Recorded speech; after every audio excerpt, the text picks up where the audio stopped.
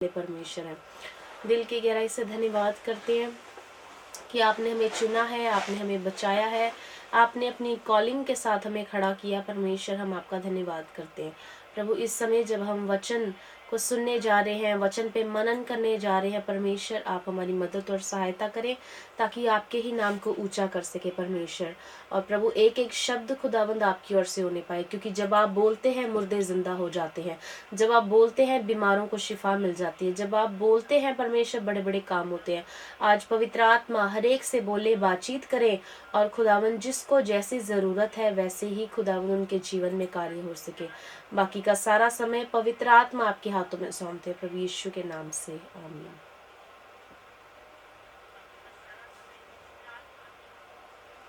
आइए हम परमेश्वर के वचन से कुछ बातों को सीखेंगे कि प्रभु का वचन आज की शाम हमसे क्या बातें करना चाहता है।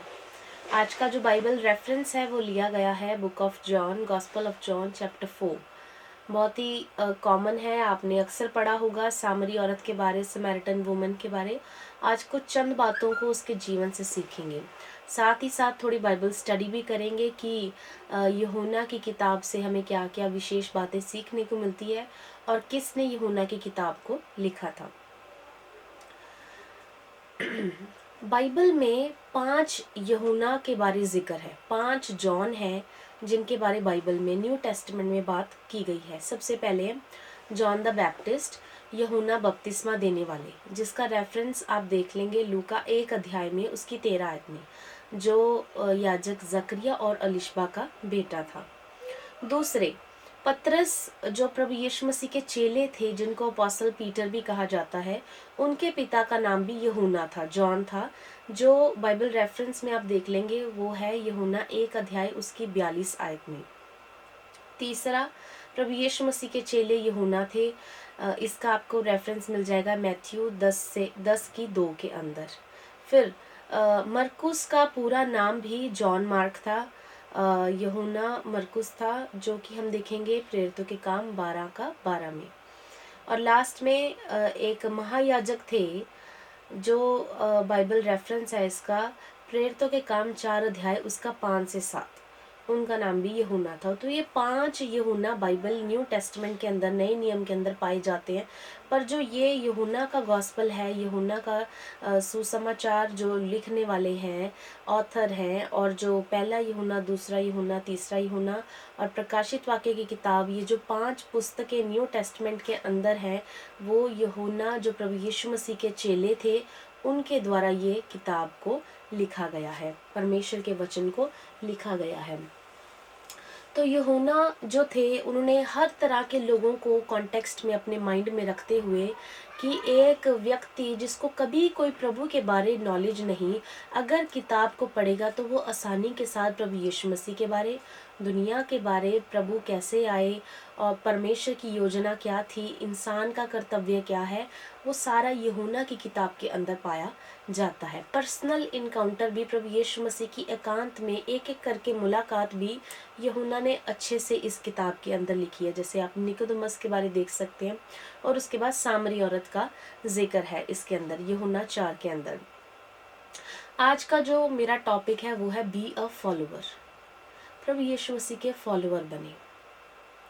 आप माइंड में सोच सकते हैं कि हम तो फॉलो कर रहे हैं, बट किन बातों में हमें फॉलो करना चाहिए, उसके ऊपर हम ध्यान देंगे। हमारे जीवन में बहुत सारी, कई बार हम नॉलेज रखते हैं, ज्ञान रखते हैं, बट उस बात को हम कई बार फॉलो करने से चूक जाते हैं, अपने जीवन में लैग कर जाते हैं। हम परमेश्वर के वचन को देखेंगे, मैं आपके लिए पढ़ दूंगी यूहन्ना 4 अध्याय, गॉस्पेल ऑफ जॉन चैप्टर 4, और कुछ आयतों के ऊपर, वर्सेस के ऊपर हम आज गौर करेंगे। यीशु और सामरी स्त्री। फिर जब प्रभु को मालूम हुआ कि फरीसियों ने सुना है कि यीशु यूहन्ना से अधिक चेले बनाता और उन्हें बपतिस्मा देता है, यद्यपि यीशु स्वयं नहीं वरन उसके चेले बपतिस्मा देते थे, तब वह यहूदिया को छोड़कर फिर गलील को चला और उसको सामरिया से होकर जाना अवश्य था। इसलिए वह सुखार नामक सामरिया के एक नगर तक आया, जो उस भूमि के पास जिसे याकूब ने अपने पुत्र यूसुफ को दिया था, और याकूब का कुआं भी वहां था। अतः यीशु मार्ग में का थका हुआ उस कुएं पर यूं ही बैठ गया। यह बात छठे घंटे के लगभग हुई। प्रभु यीशु मसीह अलग अलग जगहों के अंदर सेवकाई कर रहे थे और यरूशलेम के बाहर आके भी प्रभु यीशु मसीह ने सेवकाई की। यहाँ पे प्रभु यीशु मसीह क्या है, यहूदिया को छोड़ के गलील की ओर जा रहे हैं और एक सुकार नाम की जगह है जहाँ पे प्रभु यीशु मसीह को लिखा है जाना जरूरी था। तो वहाँ पे प्रभु यीशु मसीह गए हैं। उन दिनों क्या हो रहा था कि यूहन्ना बपतिस्मा देने वाले तो बपतिस्मा दे रहे थे और प्रभु का काम हो रहा था, पर जो प्रभु यीशु मसीह के चेले भी थे वो भी बहुत ज़्यादा लोगों को बपतिस्मा दे रहे थे। यूहन्ना और उसके चेले कम बपतिस्मा दे रहे थे, यीशु मसीह और उसके चेले ज़्यादा बपतिस्मा दे रहे थे। तो ये चर्चा पूरे एरिया में फैल गई थी कि प्रभु यीशु मसीह के चेले क्या है, बपतिस्मा दे रहे हैं। अब प्रभु यीशु मसीह क्या है, पर्सनल इनकाउंटर करने अलग अलग लोगों के पास आ रहे हैं। निकोदेमस तो प्रभु यीशु मसीह के पास आया, पर प्रभु खुद सामरी औरत के पास चल के आए और हम समय जानेंगे कि छठे घंटे के लगभग हुई। दिन के 8 पहर है, 24 घंटे में 8 पहर आते हैं। जो पहला पहर है वो शाम को 6 बजे से स्टार्ट होता है, 6 से 9। दूसरा पहर 9 से 12। तीसरा पहर 12 से 3। उसके बाद चौथा पहर होता है 3 से 6। फिर होता है पांचवा पहर 6 से 9 और छठा पहर होता है 9 से 12। तो 9 से 12 जो समय था बहुत ज़्यादा गर्मी का समय था, ड्राई एरिया था, सूखा एरिया था और बहुत ज़्यादा धूप भी थी उस समय। तो प्रभु यीशु मसीह क्या है, एक कुएं के ऊपर जाके बैठ गए, कुएं के पास जाकर बैठ गए। प्रभु यीशु मसीह को पता था कि सामरी स्त्री यहाँ पे आने वाली है। प्रभु ने इनकाउंटर उसके साथ करना था, मुलाकात करनी थी, बातचीत करनी थी, अपने बारे खुदा ने रिवील करना था कि मैं कौन हूँ और मैं सिर्फ यहूदियों के लिए, मैं हर एक व्यक्ति के लिए आया हूँ। तो वैसा ही हुआ। तो जब हम गहराई में जाते हैं, परमेश्वर के वचन को पढ़ते हैं, तब हम क्या देखते हैं कि सामरी औरत ने 3 सवाल पूछे प्रभु यीशु मसीह के आगे। सामरी औरत एक, हम देख सकते हैं, बड़ी ही सूझवान और नॉलेज रखने वाली लेडी थी। उसको सारी तरफ का ज्ञान था, उसको हिस्ट्री की पूरी नॉलेज थी। आज तक जो जो हुआ था कुएं के बारे वो एग्जैक्ट बता रही है। हम छोटी जाति के हैं, प्रभु आप बड़ी जाति के, ऐसे जाति का भी बारे वो बोल रही है। प्रभु हम सामरी लोग हैं, आप यहूदी हैं, आप मेरे से कैसे पानी मांग सकते हो। ये सारी बातचीत क्या है, उसको नॉलेज और हिस्ट्री पूरी तरह से मालूम थी, इसलिए वो प्रभु यीशु मसीह के साथ ये बातें कर रही थी। उसने 3 सवाल प्रभु यीशु मसीह के आगे रखे। पढ़ेंगे हम कौन कौन से 3 सवाल थे। 7 आयत से परमेश्वर के वचन को पढ़ेंगे। इतने में एक सामरी स्त्री जल भरने आई, ये सुने, उससे कहा मुझे पानी पिला, क्योंकि उसके चेले तो नगर में भोजन मोल लेने गए थे। उस सामरी ने उससे कहा, तू यहूदी होकर मुझ सामरी से पानी क्यों मांगता है। सामरी औरत ने पहचान कर ली कि ये व्यक्ति हमारे एरिया का नहीं है, ये बाहर से आया हुआ एक व्यक्ति है और ये व्यक्ति यहूदी लग रहा है और ये व्यक्ति क्या है, मुझसे पानी मांग रहा है। तो उसने सवाल कर दिया कि मैं तो सामरी हूँ, प्रभु जी आप मुझसे क्यों पानी मांग रहे हो। 10 आयत में देखेंगे, यीशु ने उत्तर दिया, यदि तू परमेश्वर के वरदान को जानती तो ये भी जानती कि कौन है जो तुझसे कहता है मुझे पानी पिला। क्योंकि वरदान अभी तक उसको नहीं पता थे, परमेश्वर के बारे उसको नहीं पता था। अपने जीवन में दुनिया की नॉलेज वो रखती थी, हिस्ट्री उसको सारी पता थी, लेकिन प्रभु के बारे उसको कुछ भी नहीं पता था, जिसके कारण वो क्या है, बहुत ही बेसिक और सिंपल सवाल प्रभु यीशु मसीह के आगे रख रही है। प्रभु इसीलिए उसको कहते अगर तू मुझे जानती तो तुम मुझसे क्या है, वरदान मांगती और मुझे कहती कि तू मुझे परमेश्वर पानी पिला तो मैं तुझे क्या देता, जीवन का जल देता। फिर उसने दूसरा सवाल प्रभु यीशु मसीह के आगे खड़ा किया। स्त्री ने उससे कहा, हे प्रभु तेरे पास जल भरने को तो कुछ भी नहीं और कुआं गहरा है, तो फिर ये जीवन का जल तेरे पास से कहाँ से आ गया। वो बिल्कुल एग्जैक्ट सवाल कर रही है। प्रभु ने उसको कहा कि जीवन का जल मेरे पास है, अगर तुम मुझसे मांगती तो मैं तुझे क्या देता, जीवन का जल देता। तो उसने गैस लगाया, कहती ना इनके पास बर्तन है, कुआं बहुत गहरा है, तो जीवन का जल प्रभु इस व्यक्ति के पास कैसे आ गया। बिल्कुल सही वो सोच रही थी, क्योंकि वो शरीर में थी और प्रभु की बात को नहीं जानती थी, वो शारीरिक एंगल से सारी बातें कर रही थी। फिर 12 आयत में लिखा है, क्या तू हमारे पिता याकूब से बड़ा है, जिसे हमें यहाँ कुआं दिया और आप ही अपनी संतान और अपने पशुओं समेत इसमें से पिया। तीसरा सवाल उसने रखा कि आप क्या हमारे पिता याकूब से बड़े हैं, जिन्होंने हमें ये कुआं दिया है। तीसरा सवाल भी उसकी नॉलेज को उसको उसको दर्शाता है कि उसका ब्रेन बड़ा शार्प है और उसको सारी बातें अच्छे से पता है कि कुआं किसके द्वारा मिला है। फिर प्रभु यीशु मसीह ने उत्तर दिया, जो कोई यह जल पिएगा वह फिर प्यासा होगा, परंतु जो कोई उस जल में से पिएगा जो मैं उसे दूंगा वह फिर अनंत काल तक प्यासा ना होगा। परमेश्वर अनंत काल के बारे यहाँ पे भी बात कर रहे हैं, उस जीवन के जल के बारे बात कर रहे हैं जो प्रभु यीशु मसीह के सामने प्रभु यीशु मसीह के द्वारा ही मिलता है। फिर प्रभु यीशु मसीह ने क्या कहा, जब वो उस स्त्री ने पहचान लिया, तब वो स्त्री क्या है, प्रभु को अच्छे से पहचान के अब उसकी बातों में आगे आगे देखेंगे कि अब चेंज आने लगा। पहले वो बिल्कुल ही कॉमन बातें कर रही थी, अब वो परमेश्वर को समझने के द्वारा, उसकी बातों को समझने के द्वारा उसके सवाल अब बदलते जाएंगे। प्रभु यीशु मसीह ने 16 आयत में क्या कहा, सबसे पहले प्रभु ने कहा, यीशु ने उससे कहा, जा अपने पति को बुला ला। स्त्री ने उत्तर दिया, मैं बिना पति की हूँ। यीशु ने उससे कहा, तू ठीक कहती है, क्योंकि तू 5 पति कर चुकी है और जिसके पास तू है वो तेरा नहीं है। लिविंग रिलेशनशिप के अंदर वो रह रही थी, विदाउट मैरिज रह रही थी, तो परमेश्वर ने उसके सारी दिल की बातें बता दी। ये तो तू सच ही तूने सच ही कहा। स्त्री ने उससे कहा, हे प्रभु, मुझे लगता है कि तू भविष्य रखता है। अब उसको क्या है, धीरे धीरे व्यक्ति से वो किस पे आ गई, प्रभु यीशु मसीह को क्या कहने लगी कि आप भविष्य रखता है, आपने पास्ट और आने वाली बातों के बारे भी बता दिया है। तो मैं समझ गई हूँ कि मुझे लग रहा है कि आप क्या है, एक भविष्य रखता है।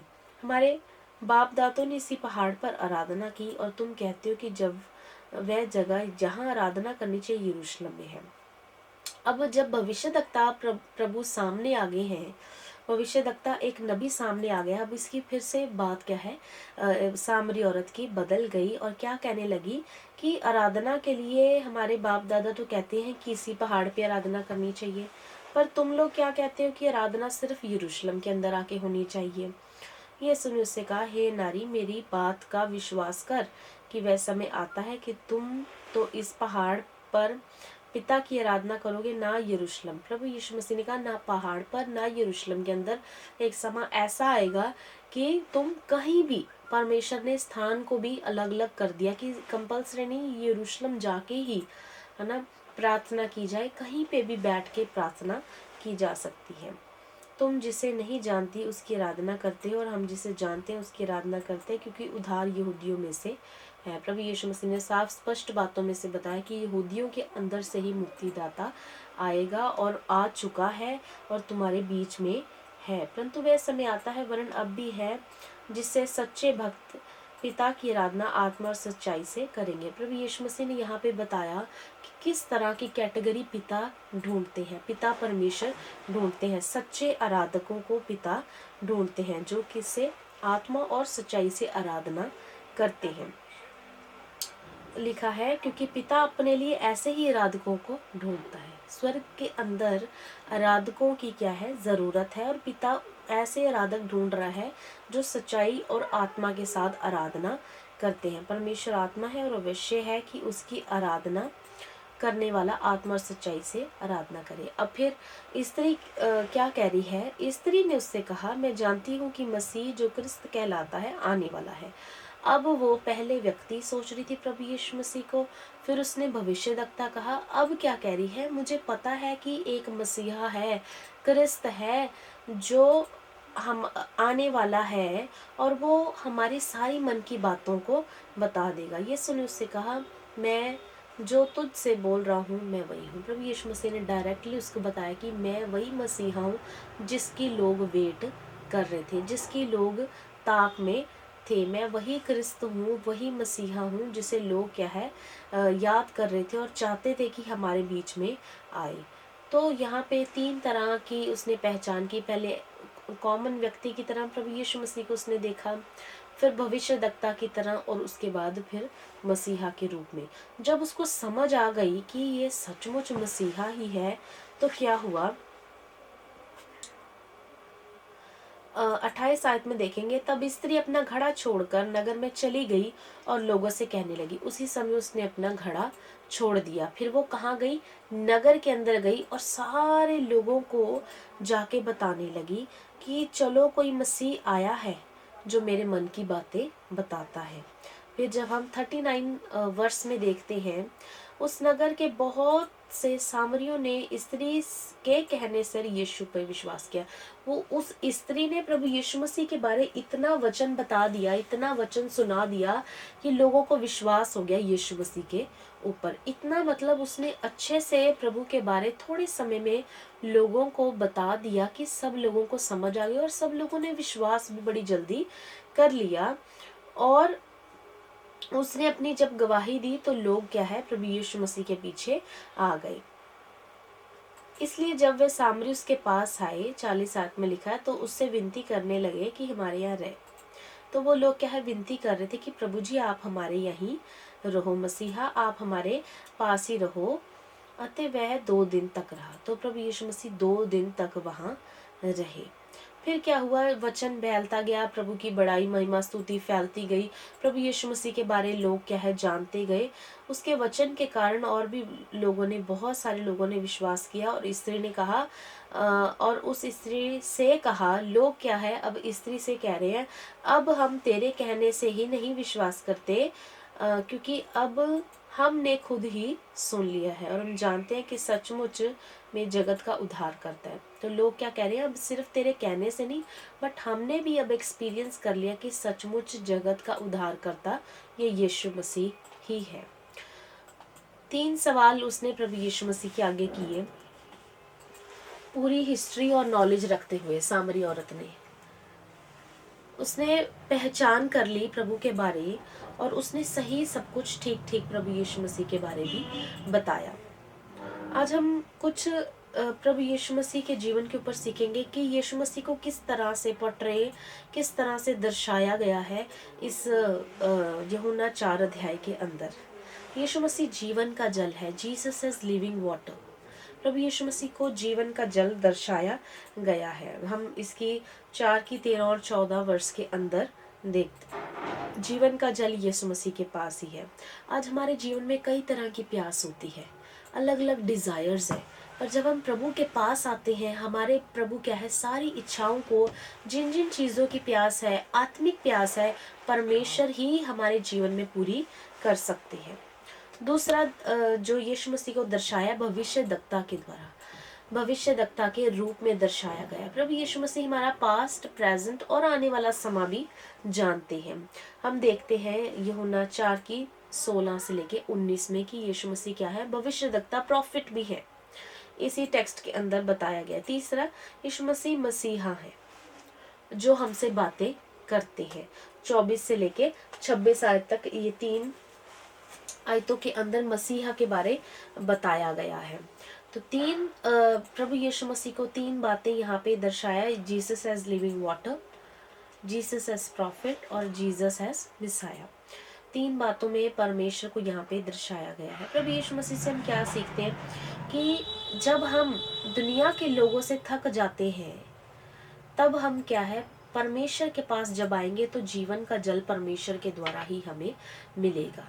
परमेश्वर ही हमारी जरूरतों को पूरा कर सकते हैं। फिर प्रभु यीशु मसीह के जीवन से, उनकी बातचीत से, यहाँ पे उनके स्वभाव से, नेचर से, प्रभु के नेचर से हम ये सीखते हैं कि प्रभु को हमारा जीवन कैसा भी क्यों ना, कोई फर्क नहीं पड़ता। हम कैसे भी पापी क्यों ना हो, हमने कितने भी बुरे बुरे काम क्यों ना किए हो, परमेश्वर हमारे पास्ट को जज नहीं करते और परमेश्वर हमें क्या है, हमारे से बातें करके हमें अनमोल और खास बना देते हैं, हमें स्पेशल व्यक्ति बना देते हैं और हमारे साथ स्पेशल भी ट्रीट करते हैं और आने वाले जीवन में ब्लेसिंग भी हमें देते हैं। हम एज ए ह्यूमन, हम व्यक्तिगत तौर पे इस संसार में रहते हैं, जल्दी से लोगों को जज कर जाते हैं। पर प्रभु यीशु मसीह का नेचर हमें यहाँ पे बिल्कुल ऐसा नहीं दिखाया गया। प्रभु के बारे दिखाया गया है कि जो सामरी वुमेन थी, औरत थी, वो क्या थी? पापी स्त्री थी। लोगों की नज़र में वो बहुत बुरी थी। जो वो दोपहर को आ रही है, उसके भी बहुत सारे रीजंस होंगे। शायद वो लोगों से शर्माती हो, लोग उसको पानी ना भरने देते होंगे, क्या पता उसने कुछ जाके टाइम रखा होगा किसी से मिलने का इवनिंग में या आफ्टरनून में, उसको कोई डिस्टर्ब ना करे, है ना। बहुत सारे रीजंस हो सकते हैं कि वो दोपहर को आ रही थी।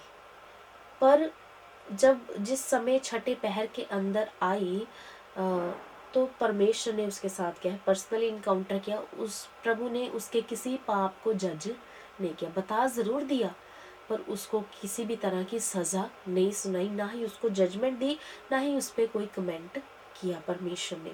तो परमेश्वर को हमारे पापों से कोई, हमारी लाइफ पे कोई फ़र्क नहीं पड़ता।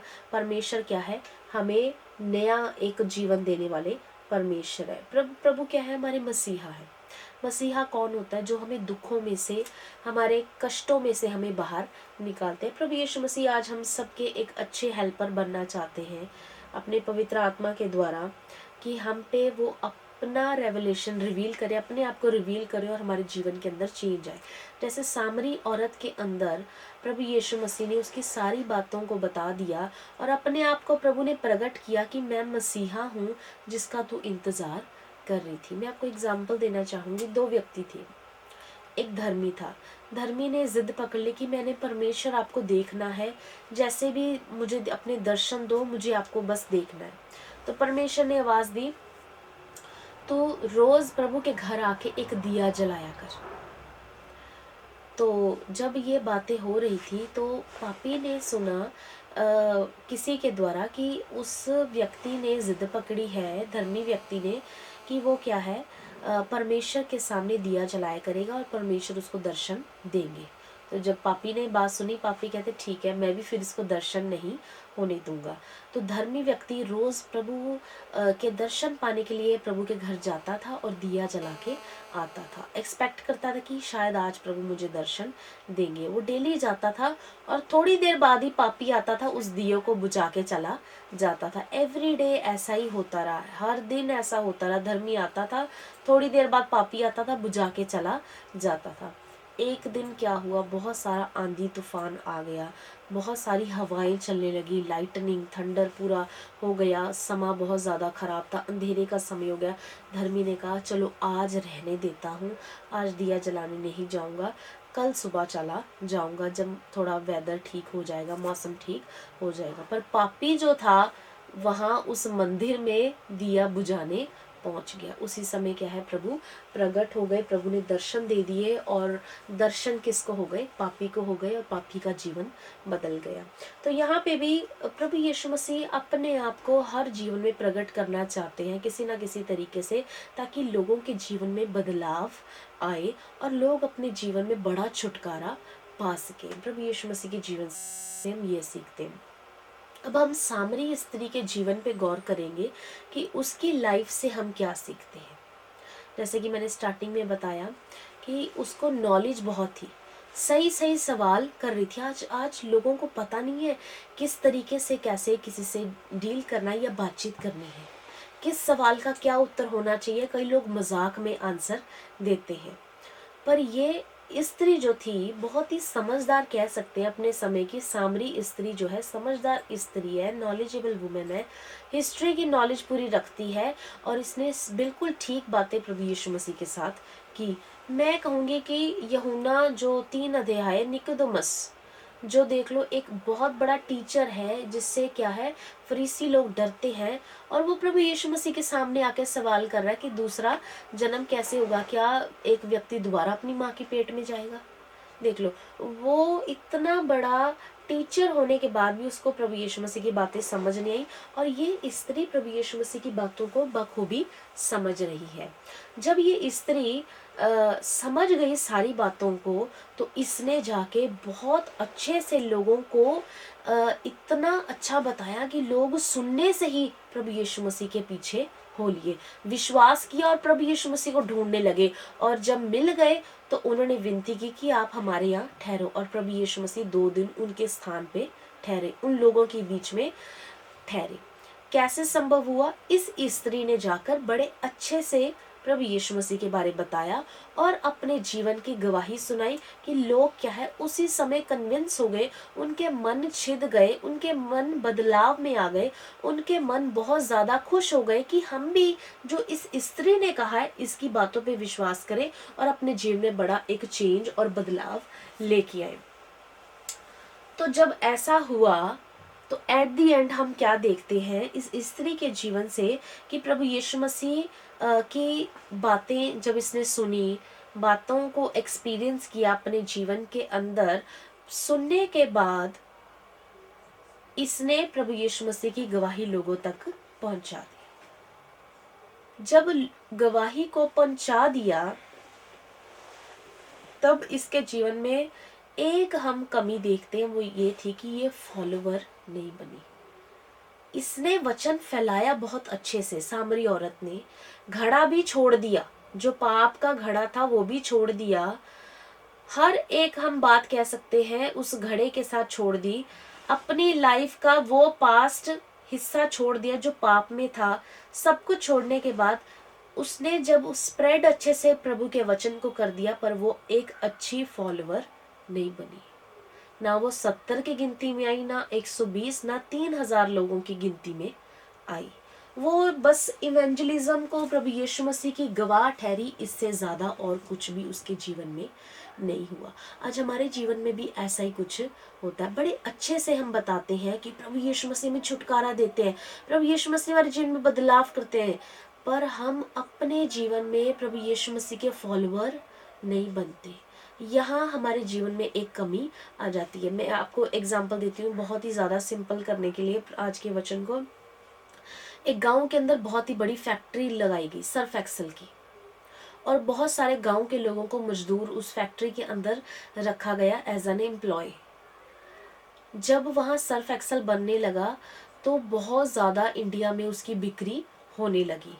तो जब इंस्पेक्शन के लिए लोग आए, चेकिंग के लिए लोग आए, तो लोगों ने आके देखा कि सर्फ एक्सल तो बहुत अच्छे से बन रहा है, पर जो एम्प्लॉय हैं, गांव के लोग हैं, उनके कपड़े बड़े गंदे हैं, उनके कपड़ों पे बड़े दाग हैं। तो उन्होंने पूछा आके मजदूरों से, एम्प्लॉय से कि आप सर्फ एक्सल का काम करते हैं, सर्फ बनाते हैं, पर आपके खुद के कपड़े इतने मैले हैं। तो उन सब का एक ही जवाब था कि हम सबको कहा गया कि हम सप्लाई करें, अपने ऊपर अप्लाई ना करें।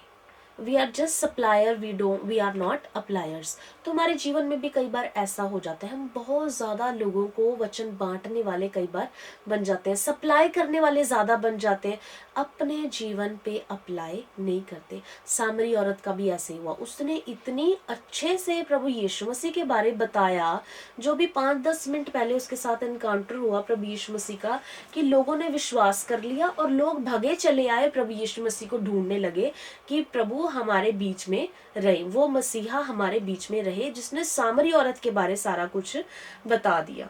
मतलब आप एक जज कर सकते हैं, आप एक निचोड़ निकाल सकते हैं कि उसने बहुत अच्छे से प्रभु के बारे बताया, बट जब अपने जीवन में फॉलो करने की बारी आई तब उसका जिक्र दोबारा कहीं बाइबल में नहीं आया। बहुत सारे ऐसे लोग हैं जो प्रभु यीशु मसीह के पीछे आए, सवाल लेके आए, चंगाई लेके गए, विनती करने आए, बट वो उनका नाम दोबारा बाइबल के अंदर प्रभु यीशु मसीह के सामने जिक्र नहीं हुआ। तो आज हमारा जीवन ऐसा ना हो। अपने जीवन में हम क्या है, प्रभु यीशु मसीह के अच्छे वाले फॉलोअर्स बने। Be a follower, not just be a spreader. हमें वचन को सिर्फ फैलाने वाले नहीं, अपने जीवन में अप्लाई करने वाले भी बनना है। साधु सुंदर सिंह ऋषिकेश के अंदर गए, वहाँ पे 5 तरह के बाबाओं से मिले। वो 5 तरह के बाबे जो थे अलग अलग तपस्या कर रहे थे। एक बाबे ने मौन रखा था, बहुत सालों से मौन, चुप थे, वो साइलेंट पीरियड पे थे। और जब वो चुप थे तो साधु जी ने उनके आगे सवाल रखा कि आप जिसकी भक्ति कर रहे हो, क्या आपको इसका रिजल्ट भी मिलेगा? तो वो चुप था। दूसरा, कीलों के ऊपर लेट के एक बाबा क्या है, तपस्या कर रहा था, उसको भी साधु जी ने जाके चैलेंज के साथ सवाल पूछा कि आप जिसकी आराधना कर रहे हो, जिसके लिए आप कीलों पे लेटे हो, क्या वो आपको अनंत जीवन देगा? वो व्यक्ति भी, वो बोल सकता था पर वो व्यक्ति भी चुप रहा। तीसरा, एक बाबा उल्टा लटका हुआ था पेड़ के साथ बहुत सालों से। वो तपस्या उल्टा लटक के कर रहा था। तो साधु जी ने पूछा कि आप जो उल्टे लटके हुए हो, क्या आपको आपका प्रभु अनंत जीवन देगा? उसका भी कोई जवाब नहीं था। फिर एक बाबा था जो पूरा नंगा रह के तपस्या कर रहा था कई दिनों से। उसको भी साधु जी ने सवाल पूछा कि आप जिसकी भक्ति कर रहे हो, आराधना कर रहे हो, क्या आपको पता है कि आपका अंत कहाँ होगा? उस बाबे के पास भी कोई आंसर नहीं था। आखिरी में एक बर्फ में बैठे हुए बाबा मिले। उनको पूछा कि आप जिसकी भक्ति कर रहे हो आपको पता है? तो उन्होंने आखिरी में कहा, मैं अनजान प्रभु की भक्ति कर रहा हूँ। तो साधु जी बड़े हैरान हुए, कहते हैं ये लोग तपस्या करते जा रहे हैं, बहुत ज्यादा अपने जीवन में दुख उठाते तपस्या करते जा रहे हैं, लगातार कर रहे हैं कितने कितने सालों से कि हमें अनंत जीवन मिल जाए, पर इनको प्रभु के बारे पता ही नहीं कि प्रभु है कौन है। हमारा जीवन ऐसा ना हो, हम स्प्रेड कर दें बहुत सारा और हमें खुद पर्सनल हमारे जीवन में एक्सपीरियंस प्रभु का ना हो, ऐसा हमारा जीवन भी ना हो। आज हमें अपने जीवन में ऐसा बदलाव लेके आना है कि हम सिर्फ प्रभु का वचन फैलाने वाले नहीं, हम प्रभु के अच्छे फॉलोअर्स बने कि प्रभु यीशु मसीह के पूरी तरह से हम पीछे चलने वाले भी बन जाए। प्रभु आज की शाम हम सबको बड़ी आशीष और बरकत दे और इस वचन के द्वारा आपको आने वाले जीवन में बहुत सारी खुशियां दे और आशीष दे और हम सबको एक मजबूत फॉलोवर भी बनाए। आइए हम सब आंखें बंद करेंगे, हम सब प्रार्थना करेंगे। परमेश्वर, हम आपका धन्यवाद करते हैं सुंदर समय के लिए। आपने अच्छा समय दिया कि हम परमेश्वर आपके वचन से सीख सकें और आपकी बातों को समझ सकें। वचन की गहराई में और भी हमें चलना सिखाएं परमेश्वर, ताकि आपके नाम को ऊंचा कर सके। आप महान हैं, अनुग्रहकारी परमेश्वर है। हम आपका धन्यवाद करते हैं प्रभु। हमारी योजना नहीं प्रभु, आपकी योजना सारी बातों में पूरी हो जाए परमेश्वर। सामरी औरत के जीवन से हमने सीखा है कि प्रभु हमें अपने जीवन में खुदावन ज्ञान के साथ साथ हम परमेश्वर जब आपकी गवाही देते हैं, खुद भी अपने जीवन में हमें प्रभु एनकाउंटर करना है, आपको अपने जीवन में एक्सपीरियंस लेके में आना है परमेश्वर। आप हमारी मदद करें, सहायता करें, हम आपके कामों में बढ़ते जाए परमेश्वर, वचन को मानने में बढ़ते जाए। आप हमारी मदद और सहायता करें। सुनने वालों लोगों के ऊपर तेरी बड़ी आशीष और बरकत हो जाए परमेश्वर। खुदावंद हम सिर्फ प्रभु वचन बांटने वाले नहीं बल्कि अपने पे लागू करने वाले बन जाए। दया और कृपा चाहते हैं प्रभु। प्रार्थना करते हैं, कोई दुखी है, परेशान है, इस समय प्रभु यीशु मसीह के नाम से दुख को दूर करे, परेशानी को दूर करे प्रभु। तेरा अनुग्रह सब लोगों पे हो जाए। प्रार्थना करते हैं प्रभु, जिन लोगों के अधूरे काम है प्रभु यीशु मसीह के नाम से वो यीशु आप संभव करें और प्रभु आप उन कामों को पूरा करें। सारा आदर महिमा अपने जीवन से सिर्फ आपके नाम को देते हैं। जब जब मिले आपकी आनंद और खुशियों और आपकी गवाहियों को हम बांटने वाले बन जाए प्रभु यीशु मसीह। आप हमें प्रभु चलना सिखाए पवित्र आत्मा की अगुवाई में। आपकी मदद और सहायता चाहते हैं प्रभु यीशु मसीह के नाम से मांगते हैं, आमीन। प्रभु आप सबको बड़ी आशीष और बरकत दे। God bless all. इसी तरह से हर ट्यूसडे लाइव मीटिंग होगी, थर्सडे को पास्टर ऑस्टिन के द्वारा लाइव मीटिंग होती है और संडे की भी लाइव मीटिंग चलती है।